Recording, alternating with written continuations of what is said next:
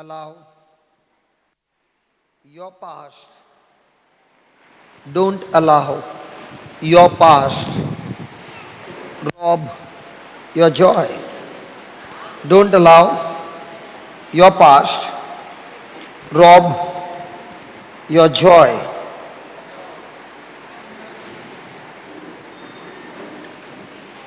Next line. Our past, our past can threaten, our past can threaten our joy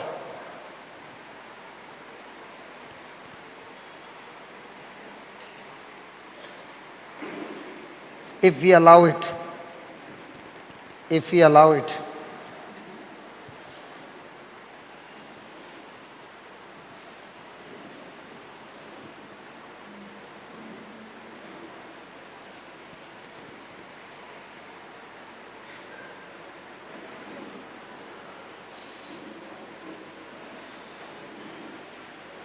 The real thief, the real thief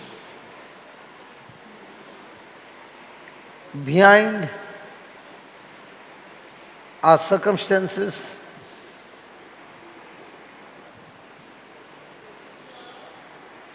the real thief behind our circumstances is the devil, is the devil.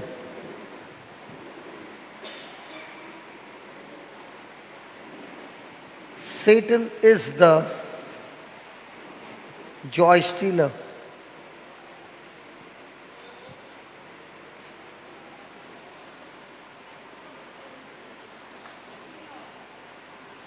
Satan is the joy stealer. He does not want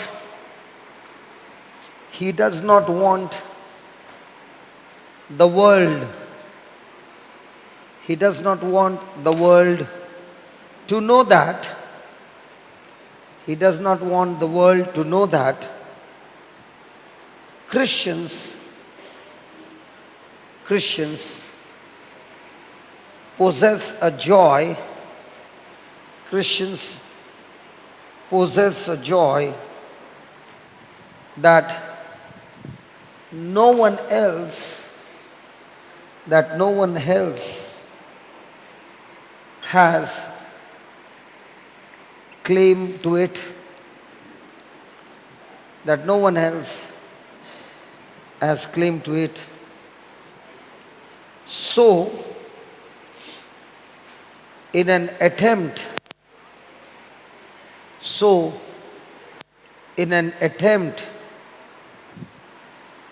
to rob us, of our joy, Satan will use anything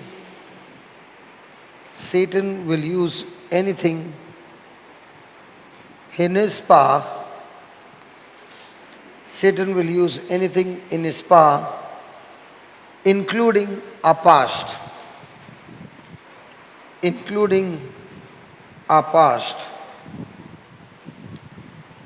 Philippians 3:13.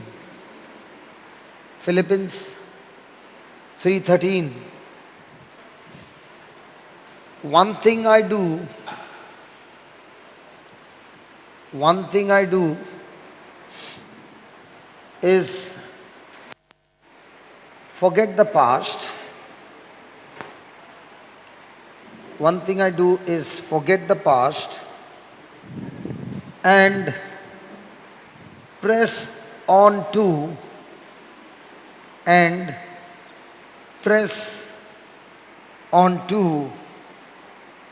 what's ahead.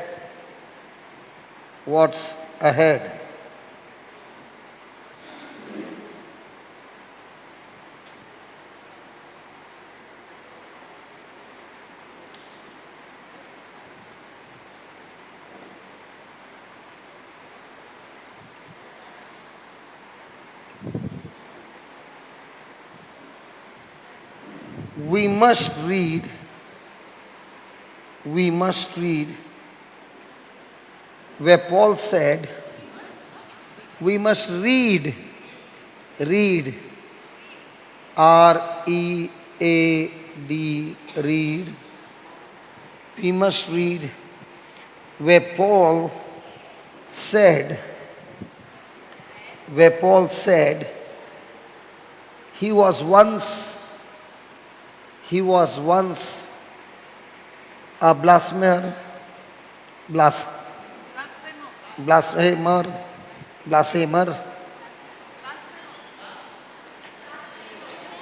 You know, I know, my English is not good.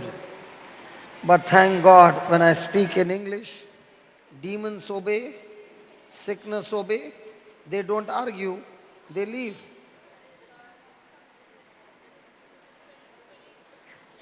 Okay. Persecutor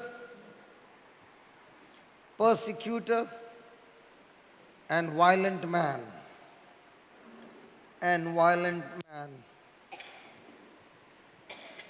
He hated the church. He hated the church of Jesus Christ.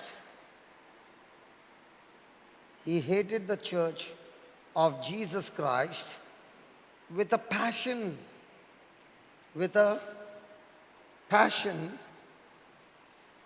and did everything he could,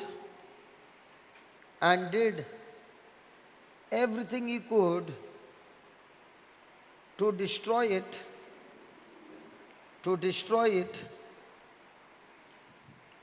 even torture Christians,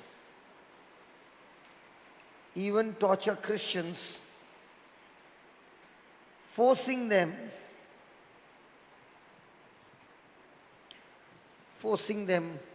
to blaspheme, blasphemy.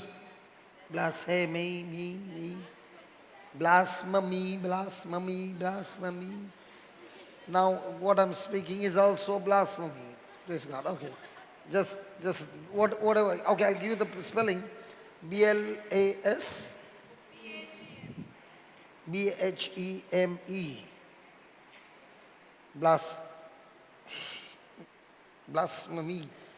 Blasphemy. The name of Christ.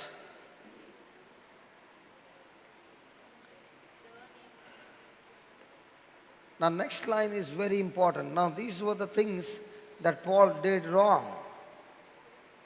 Praise God. Now look at the next line. After becoming a Christian himself,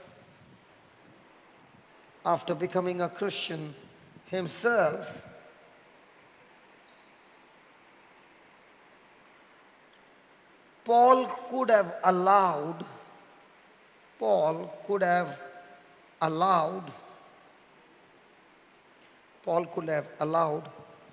his violent past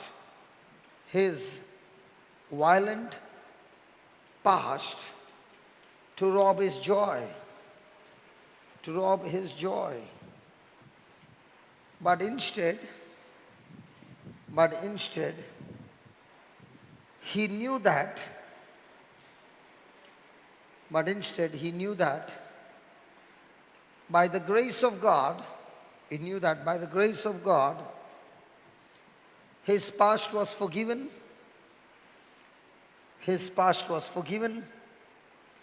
And forgotten. His past was forgiven and forgotten.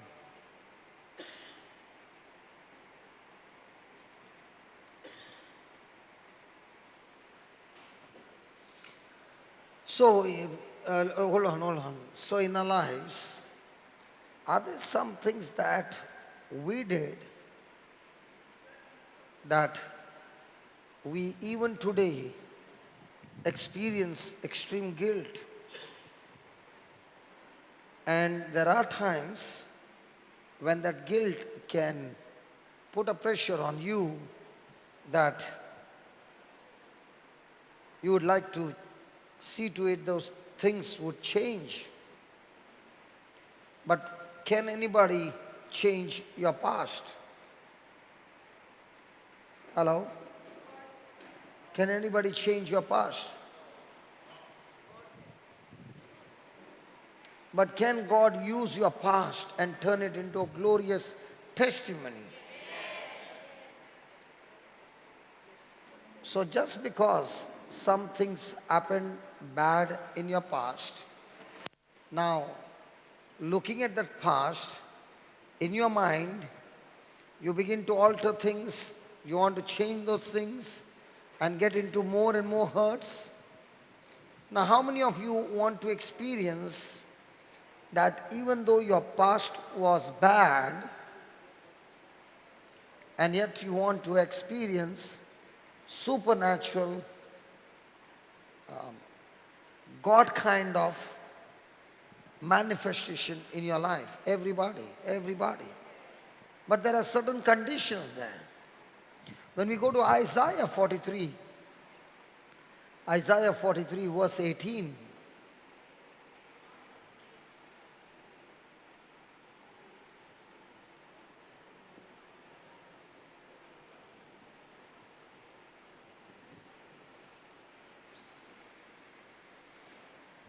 please read that. Remember you not the former things, neither.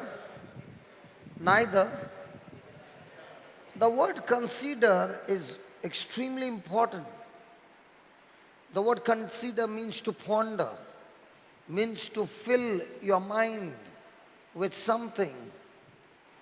And when your mind is filled with those things, you begin to consider, or you begin to take that as your decision to move into next stage of action. For example, the prodigal son, he made a blunder. And the Bible says when he came to his senses, he realized that what he had done wrong. But then even though he realized that he had done wrong, he began to consider. What did he begin to consider? That he had done wrong? Come on. Huh? Thank you, John David. He began to compare his situation, that he is a servant in this kingdom, and in his father's house there are servants in the father's kingdom. Now both the places there are servants and they both work for their master. But in this kingdom, the master does not take care of his servants. The servant's condition is so bad that he has no place to stay, and that's why he has to stay with the pigs. He has no food to eat, that he is beginning to eat the food of the pigs on one side. And he begins to visualize, in his father's house there are servants who are well taken care of. So did the prodigal son come back because he loved his father? Or did he come back to solve his problem? Come on. He just came to solve his problem. Then what changed his heart? He was expecting that how can I go to my father's house? And to go to his father's house, did he have any vehicle? Did he have to walk? And if he is walking through that marketplace, that everybody can recognize him, do you think it's easy? Come on. It's not easy. And yet he makes that decision that I'll go to my father's house. And what did the father do? The father, when he saw his son far away, he recognized his son. That means the son's condition was so bad that nobody will recognize him. And yet the father recognized him. And the first thing he asked him, what did you do with my property and the money that I gave you and all the share that I gave you? In Mangalorean, they would say, "Ogadaile re, pura kabar zale, ailo re." Huh? Pura kabar karna ailo re. Anybody from Bangalore? You understood what I said? Would that be the dialogue? Agada nailai. Goan will say what? You all understood what I said? Okay, okay, okay. Did the father ask him, what did you do with my property? No. He was not interested in his property. He was interested in his son. So also we are not interested in the property. We are interested in our brothers and sisters' relationship. That's why we Christians never go to court for property matters. Praise God. Hallelujah. So the father hugged him. Now, his condition was good enough for the father to hug him, or was he stinking with pig? How many of you would have hugged your loved one if he had to come from the pig's den? Forget about it, he had not gone far, he just got slipped in a mug and is coming back home. And you would have said, come on, let me give you a kiss.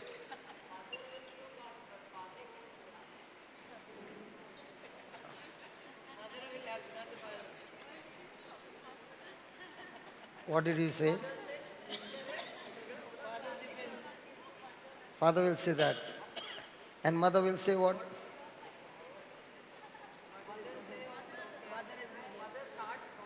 Mother's heart. Father has got no heart.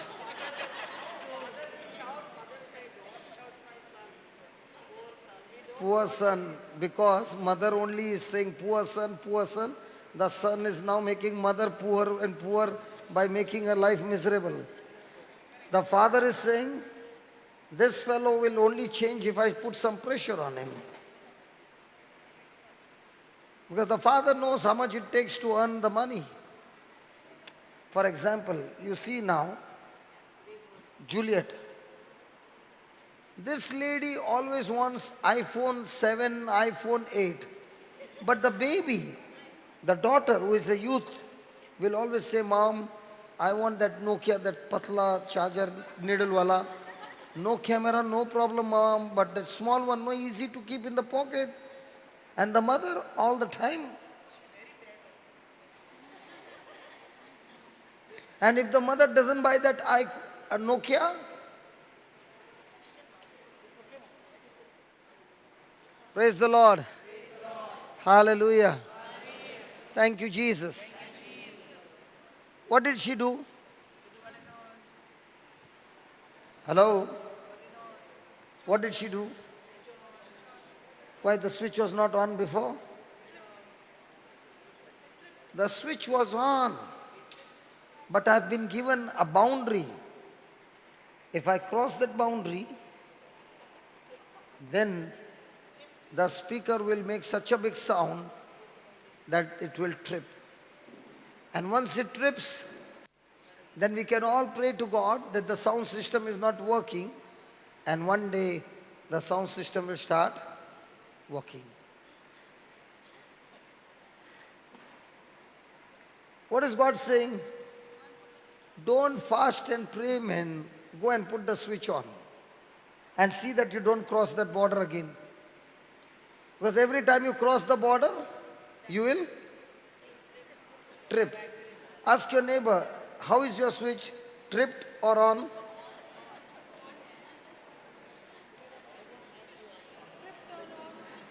Is it possible for a person to come to church and the switch is already tripped because the person has crossed the boundary of what the Word of God says?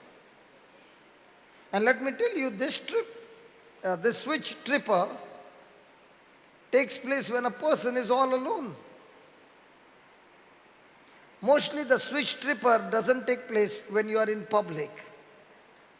But when you're actually alone, that's the time there are lots of thoughts that come to our mind. Huh? Like David. Why only sex will come? There are different thoughts can come. Hallelujah. Thank you, Jesus. Touch your neighbor and tell your neighbor, don't cross the border. Don't cross the border.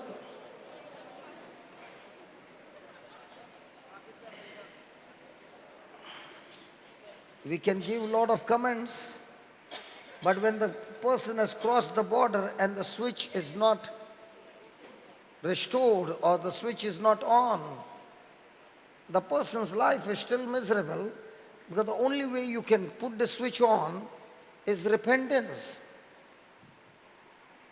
And after repentance, and that's what happened to the prodigal son. He poured out his heart and said to his father, Father, I've sinned against you. And when the father heard that confession and that repentance, he clothed him with the robe of righteousness.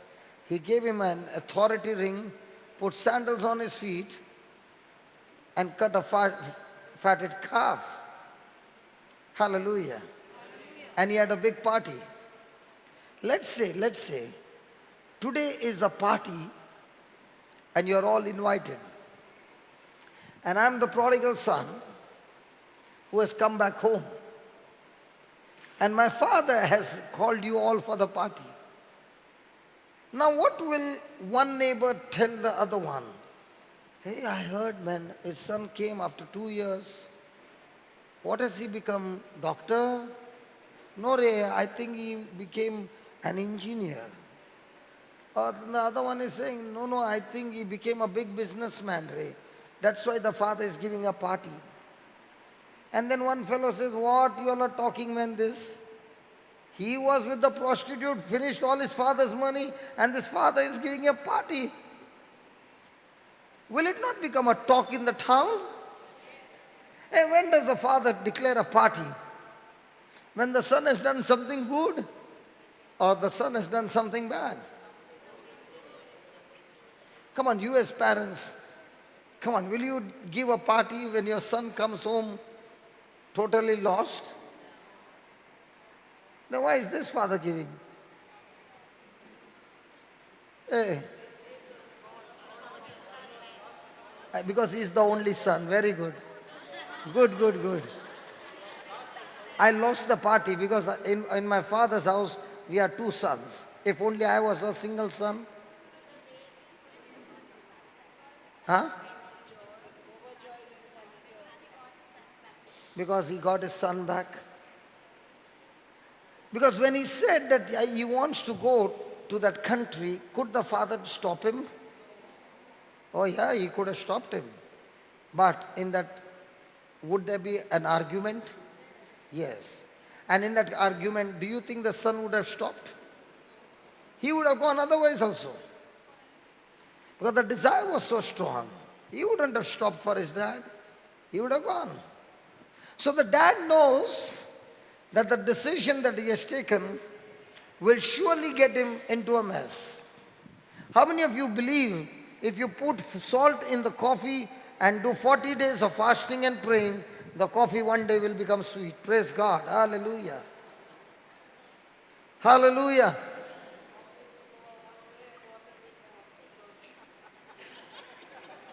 तुम्हारा जोड़ीदार है रे.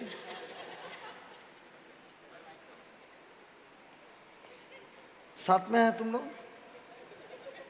दोनों साथ में है? बहुत coaching करके भेज दिया है. Bombay? Hallelujah. Thank you, Jesus. So, the father knows that this fellow will not wait. But at the same time, this fellow, even if he is in his father's house, his mind will be where? In that country. There are 2 ways God teaches us. One way, He sends somebody to tell us what you're doing is wrong. Change. And if that person doesn't change, then he loves you so much that he even opens the door for you and says, you want to go and give a try? Go ahead and give a try. And that's what happened. He did not fight with his son for a reason that he loved his son so much that he knows when my son will get into a mess, and if I've not fought with him and I've kept the door open, the son will think, let me go and ask my father's help. And I'll tell you what about me. One day my father told me, is this the time to come home? So I told my father instantly, I don't want to stay in this house. And I said, I'm leaving the house now. And what was the reason?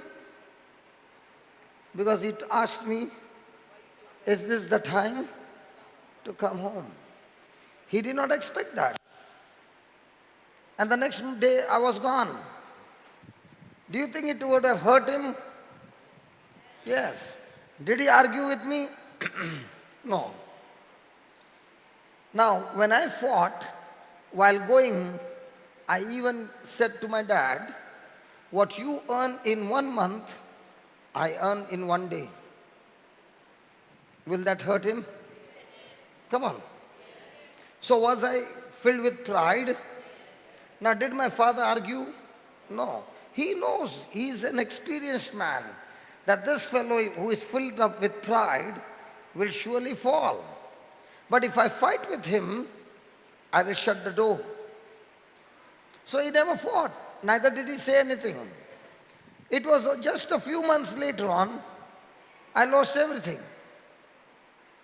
Now when I'm in a mess and I have to do the payment, whom will I call? Daddy? Mommy? Mommy?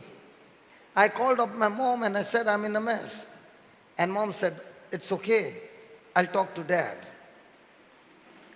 And she spoke to dad, and dad gave me the money.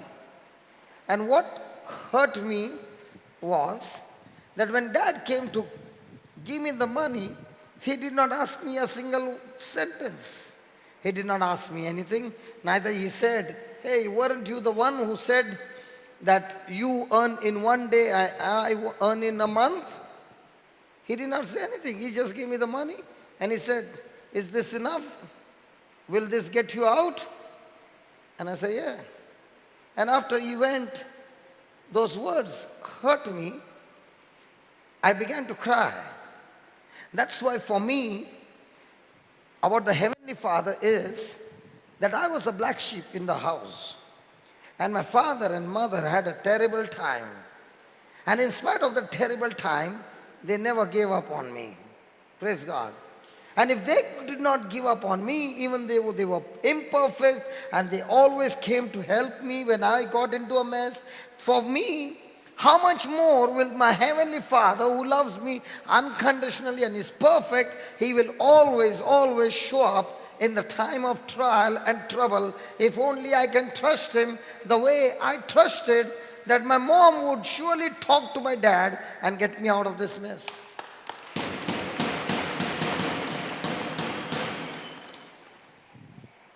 Do you know, whenever we doubt God, it's only because we have doubted His love. Every time we are worried, it's only because we have doubted His love. When you know and you know that somebody loves you, then you know that this person's love is genuine. When I'm in a trouble, this person will go out of his way to get me out of the trouble. Why? Because of love. So remember, every time I get into worry, it's only because I doubt God's love. And as long as I doubt God's love and I'm in doubt, now I've become a double-minded person, that even though God loves me, He has blessed me, and He wants to give everything to me, yet I will not see it manifest in my life, because the Bible says when a person is double-minded, he is filled with unbelief, and such a person does not get anything from God because he is a double-minded person. So most of the time, are we single-minded or double-minded? Ask your neighbor, Are you single-minded, double-minded? And if your neighbor is saying single-minded, ask your neighbor, which was the year when you got the last time worried? Because if you are worried, then you cannot be single-minded, you are double-minded. And people think it is okay to be worried. It is absolutely illegal to be worried because worry kills. Remember you not the former things, neither consider the things of old. How many of us want to keep on thinking about the past? And when you have made some mistakes in the past, so many times you think, if only I had a chance to do them again, I would not do those things and I would do it differently this time. Amen? Hallelujah. And when you did it wrong, so many times there comes a thought in your mind, if only I had a chance, I would have never let this happen to me. Praise God. But let me ask you, what has happened? Can you change your past? So what is St. Paul and the prophet Isaiah teaching us? We cannot change our past, but we can learn from the scriptures that we need to let it go. We need to let it go. Can you touch your neighbor and tell your neighbor, let go of the past? Come on, let go of the past. I remember a testimony. There was this man who loved his wife very much, and he always wanted to keep her joyful and happy. But no matter what he did, she was always sad.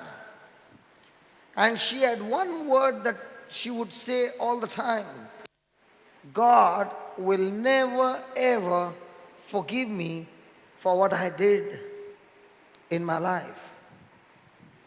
He took her to many counselors, but she was all the time sad.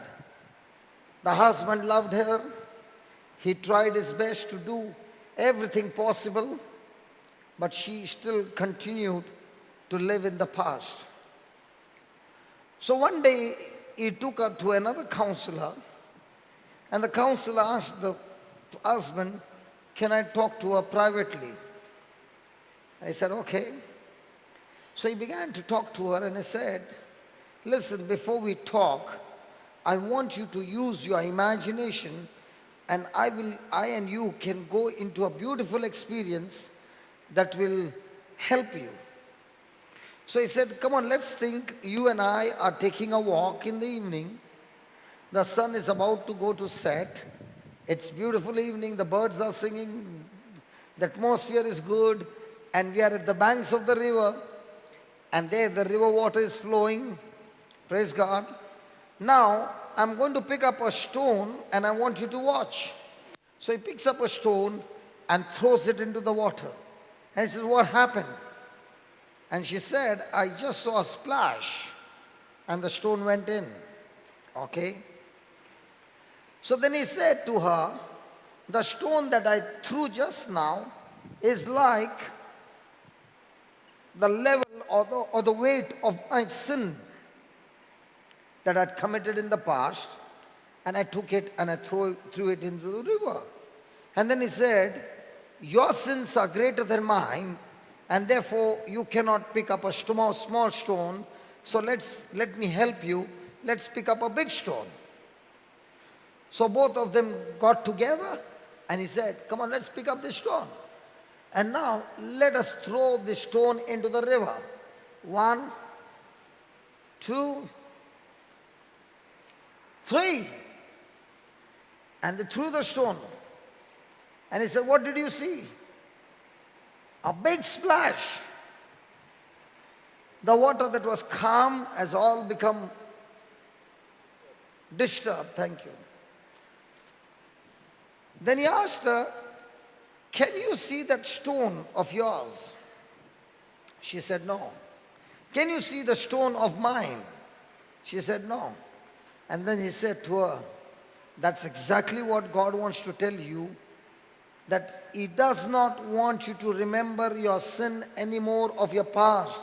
What has been repented, what has been confessed, has been thrown into the river. Even though your sin is big and mine is small, let me tell you, the river called the blood of Jesus not only cleanses you, it erases every stain of sin, that there cannot be any possibility to see any sin remaining in you, because the blood of Jesus destroys all sin. Hallelujah. Hallelujah. The wife for the first time began to smile.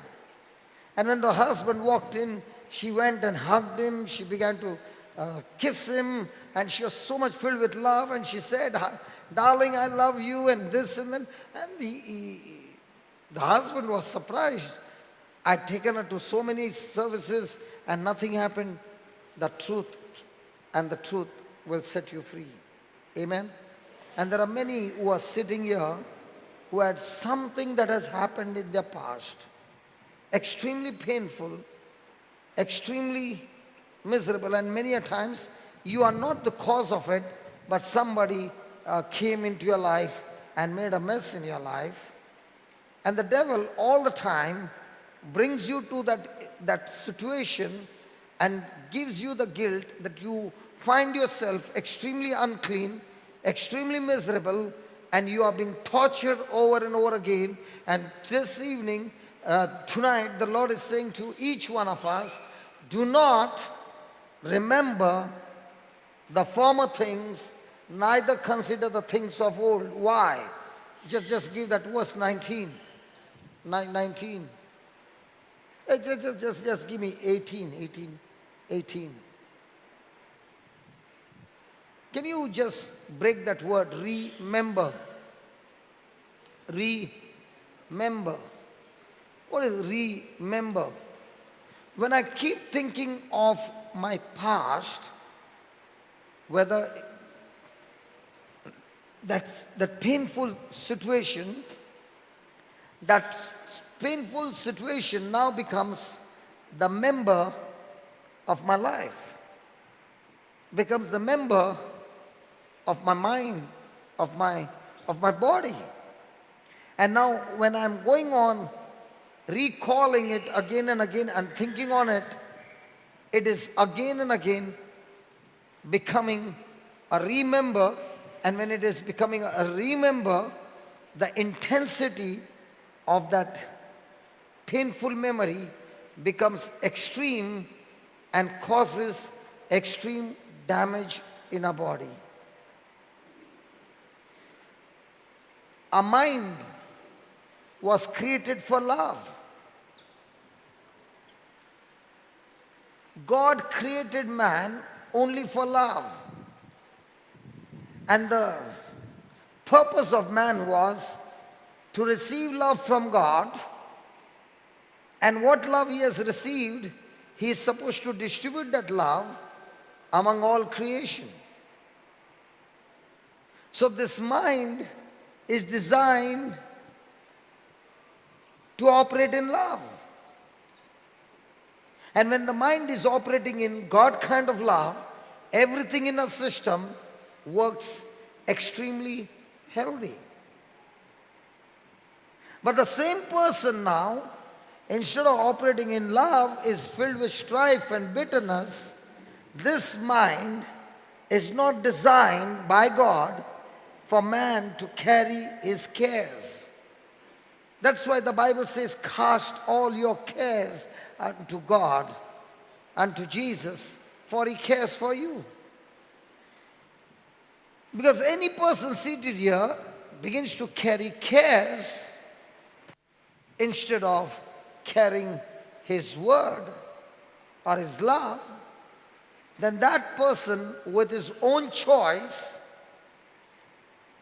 is commanding the brain to release poison or negative chemicals in his system that destroys his body and his life. Can I prove to you? Hello, can I prove to you the poisonous chemicals? Hello?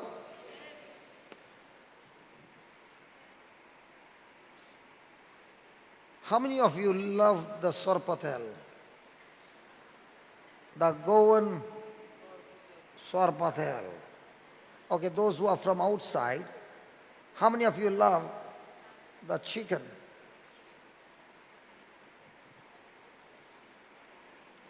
Baba, can I ask your mother-in-law some questions? You know what a joy to see mother-in-law and daughter-in-law sitting together, studying the Bible together, discussing the Bible together, full of love, hugging each other, kissing each other. We see this extremely common in India, but it's uncommon in Sri Lanka. Praise God. Okay. Supposing you love chicken. What chicken do you love? Huh? Which one? You love fried chicken with spice on it, and a little of chili and a little of ginger and hot and being served. Now what happened in your mouth?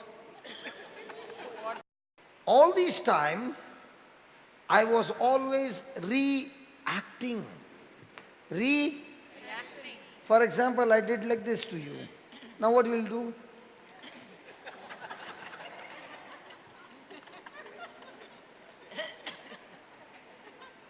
So what did you do? You reacted, but you did it in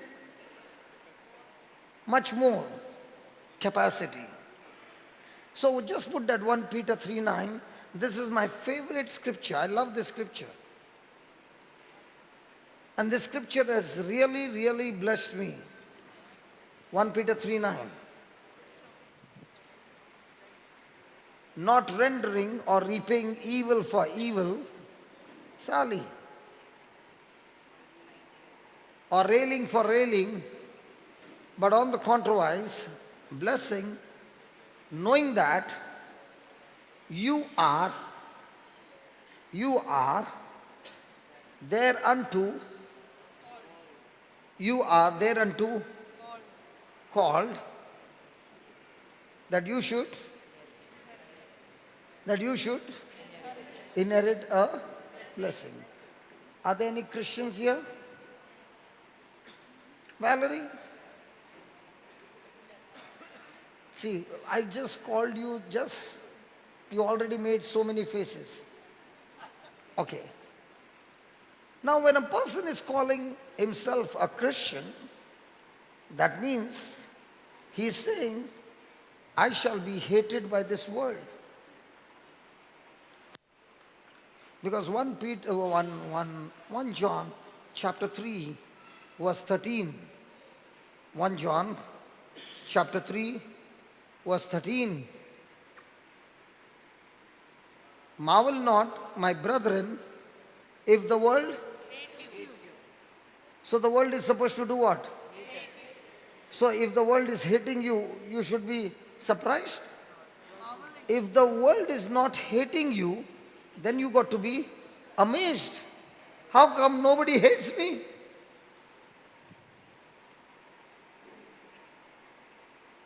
You want to say something? You are looking at her, she is looking at you.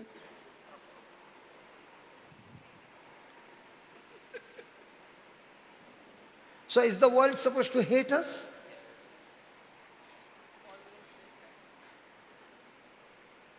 Levin, is the world supposed to hate us? Yes. So are you supposed to hate everybody? Only love them. Praise God. Hallelujah. Come here, Levin. Levin, come here. How many of you remember my brother Levin?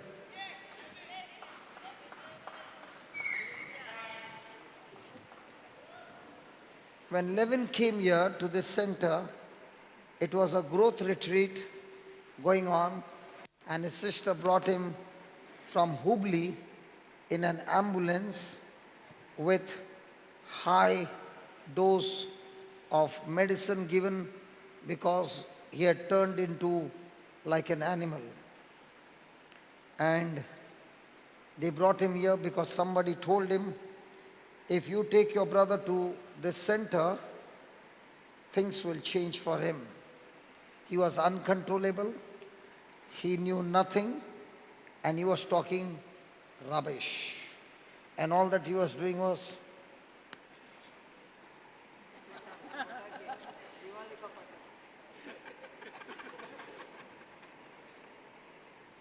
praise God. He reached here at around 11:30 night. I did not know him. And his sister brought him in the ambulance and said somebody told her to get him admitted over here. A complete stranger. And the second thing is, I will leave my brother here and get into the same ambulance and go back home because my mama, an elderly mama, is alone. Is it easy to take an admission like this? And everything in my mind is saying, the growth retreat is going on, and if you take him, who knows who he is, you will get into trouble. At that time, the Lord reminded me of me. My condition was also like his, but I was not given a medicine. But when I began to attack people in a retreat house and bash them, about 7 of them, that in 5 minutes I was put outside the gate and nobody came close to me because by now I'd lost my mind. Anybody coming close to me, I would bite him till they would bleed, and nobody wanted to take a chance because now it was not a Pomerian, it looked like an Alsatian. Are you understanding? And the Lord reminded me and said, what do you think would have been a situation at that time of your wife? So, at that time, the thought came to my mind. What do you think would have happened to your wife when you were in a similar condition and 2 small daughters and she did not know what to do with you? There was an absolute stranger who came at that time to the rescue and took me to another place and where I was changed. So I said to her, don't worry, we take him in. And we brought him in. He shook that grill. Even today, do you remember? Now you remember? He shook that whole thing and one of the welding thing also is broken. 6 to 7 people could not control him. Can you give me a chair? I want to ask you, a chair like this, can it be broken into these small pieces? I want to ask you, the intensity of strength, a chair like this given to him to play, he breaks it into such small pieces.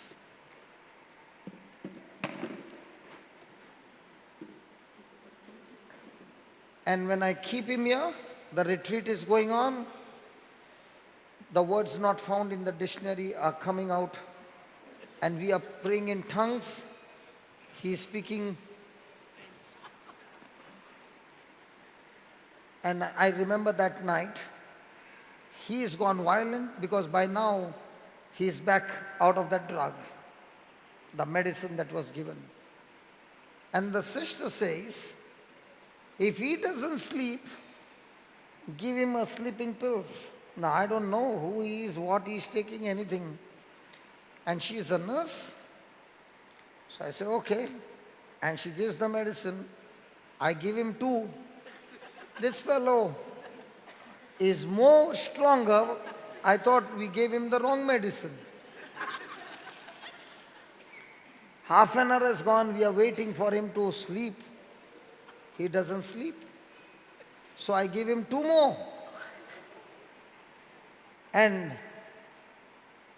he goes and lies down on the bed. I'm sleeping in my place and thoughts are coming to me. Strong dose from Hubli to here to sleep. Then 2 more. And then 2 more. Go down and check. He is Amen. I come running to check. He's breathing. Yeah, you laugh. The whole night, every half an hour, I'm coming and checking him. He's breathing. And in spite of such medicine, in 3 hours, he is back. Rambo is back into action.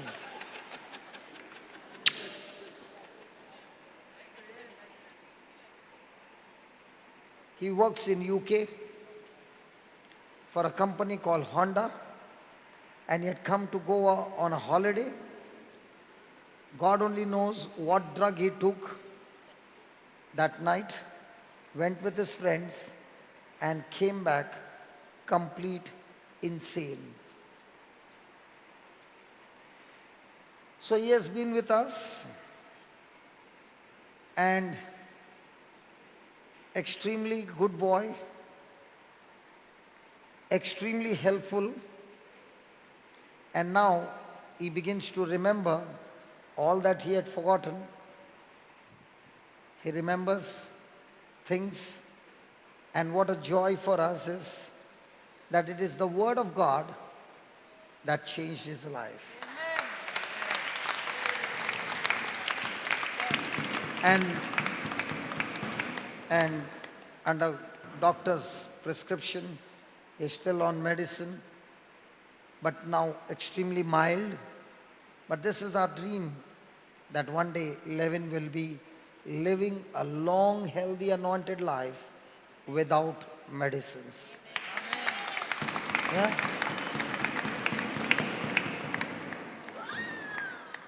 Praise God. Amazing boy. And I love him very much. Even when I was out, I would ask, how is Levin? Because Levin would always fight with me. And he also used to ask me, and you know, God has got amazing things. The sister said, he lost his father long time back. How many years back? 19 years back. 19 years back. And from that time, he has been missing his dad. And the sister said, you look like my dad. So when he saw me, he said, Dad, why did you leave me and go? So from that time, he would call me his dad. He was not in his senses.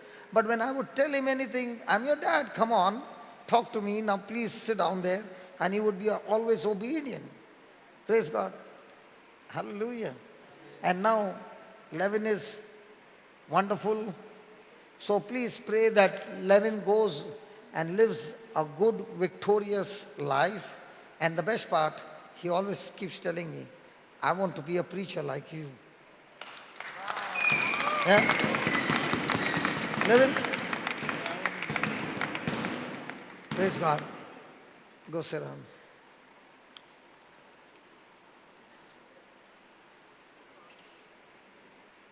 God is ready to do something new. And I want to tell you, you really experience God when you get into trouble for somebody else. When you stay the night awake. There was another person, we had a retreat, growth retreat. And growth retreat, don't make a mess in a growth retreat. And this person had come from Hyderabad. As soon as the retreat got over, went to the beach, came back drunk. It was a youth retreat, huh? Okay. Got drunk. And got into such a extreme pain that he could not bear, and he had to be admitted in the hospital, and he became extremely serious. And the pain would not stop. How many of you believe that when pain is so high that you feel like you're going to die now. At that time, are you willing to confess everything? Come on. If you confess, you get healed. Come on. At that time, are you ready to confess everything? Yeah. Are you ready to repent? This boy is saying, I made this mess, I did this, I did that. I said, I don't need your confession. No, I want to get out of this. The devil is torturing me. Praise God. And I spent the night with him on that bed. And in the morning, can you believe, he was the one who was loading all the car, all the luggage. That night, God healed him completely, set him free, and he went back home a new person. I tell you, he did not confess to me, but he was confessing to Jesus. I tell you, he had the best confession of his life because he saw death come so close. And he said, I'm going to hell. He's come to take me to hell. I said, he cannot take you to hell if you repent. Hey, come on, put that, 18, 19, 19, 19. No. Isaiah 43. 43:19. Behold, I'll do a new thing. Now it springs forth. Say that now. Now. Say that now. Now. Okay, I forgot about it. Okay, that's good. So the first thing is a notice that you give to the devil. And what's that notice? The notice is, devil, all this time I was your slave, and there was the evidence that I was your slave because everything you told me to do, I did it. But today I want to give you a notice saying that when somebody insulted me, somebody did wrong to me, according to 1 Peter 3:9, I did not repay evil for evil. And that's why this notice goes to you to prove to you that I'm no longer your slave anymore. I am absolutely disobedient to you. To whom?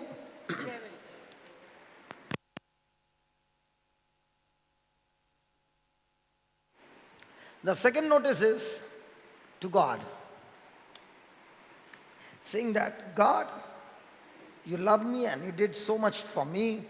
And all this time I refused to submit, but I was a rebel. But now I want to show you with my evidence that I am totally and completely, by your grace, in submission to your word. Second notice. And the third notice is for you.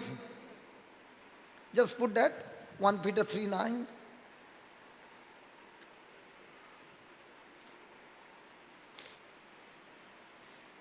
Not rendering evil for evil or railing for railing, but on the contrary, blessing, knowing that you are there and to call that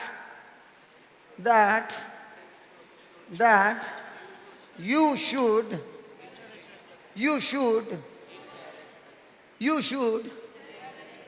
see a beautiful house, a beautiful marriage, a beautiful health, a beautiful job, a beautiful finances. All those things are not blessing, they are fruit of the blessing. Blessing is the power that produces this fruit. It's a force from God that brings forth the goodness of God into manifestation. So most of the time, are we praying for blessing or are we praying for the fruit? Fruit. But if you got your own garden and the trees are growing in your garden, will it bear fruit? Yes. So here he's saying, if I choose to repay when somebody does wrong to me, and I choose to repay with love and something good against that person, then I can download what? Blessing. And if I'm the person who is all the time downloading the blessing, then that blessing will bring forth a manifestation that I cannot earn in my lifetime. One of the beautiful evidences is Joseph becoming a governor. In his life, there was only negative and negative and negative and negative. And how did Joseph respond? All the time with love and goodness. Where did it reach him? It reached him to a position that was beyond his capacity, beyond his ability, and a position so high that he can never work it out to reach that position. So what's the meaning of the word blessing? Blessing will connect you to a favor of God in such a way that it will work beyond your ability, beyond your capacity, and bring forth a manifestation in your life that you can never ever achieve it with your lifetime labor. So Sally, is it easy for me? Is it profitable for me to let go of somebody or keep on getting annoyed with somebody? If I'm forgiving you, I'm not doing any favor for you. By forgiving you, I'm doing a favor to me. And that's why forgiveness in the kingdom of God is never for sale. You know what's for sale? Okay, I'm willing to forgive you, but before I forgive you, I want you to do this, this, and this, and show me that you can do it, then I choose to forgive. That's for sale. Forgiveness that has got conditions applied is never a forgiveness. Forgiveness is always unconditional. Hallelujah. Thank you, Jesus. Come on, let's close it. Tomorrow we can see. Oh, Father, we thank you. There's so much of joy. And thank you, Lord, for Sally asking that question. It opened a new truth to everybody, because we all go through this situation every day in our life, in relationships. And thank you, Lord, it is an opportunity for us to grow a new character in us, with opportunities coming for us to love people, those who do not deserve to be loved. Thank you, Almighty God, for your presence in this place. And we now understand, O Lord, more and more our soul is renewed by the truth, the more and more we experience good health and your favor being manifested in our life. Thank you, Lord, that from now on we will be extremely vigilant, not to retaliate but to submit to your word, and that too willingly, so that through this submission, first of all, our relationship with you becomes so intimate that we can experience the purpose and the assignment that you have for our life. We thank you, we praise you, Lord, and we repent for the times when we refuse to walk in your ways. We rebelled against you, and we brought forth our own destruction in our life because we chose to plant the wrong seed, the seed that is carnal, that brings destruction and death. Father, thank you for this first day of amazing truths, and we are also excited for the next day, tomorrow, when we will see your glory in this place one more time, O Lord, that people are not only going to be set free through the word, but also experience a massive, massive physical and mental and spiritual and financial and different kinds of healings in their lives. We thank you, we praise you in a very special way for all the boys in the new creation home. Lord, they have been working so hard to give us the best without a grumble, without a complaint, without a murmuring. Lord, we bless them, we bless their families, we bless their household, and we thank you and we praise you for taking care of all our needs. Yes, Father, we thank you, we praise you. In Jesus' name,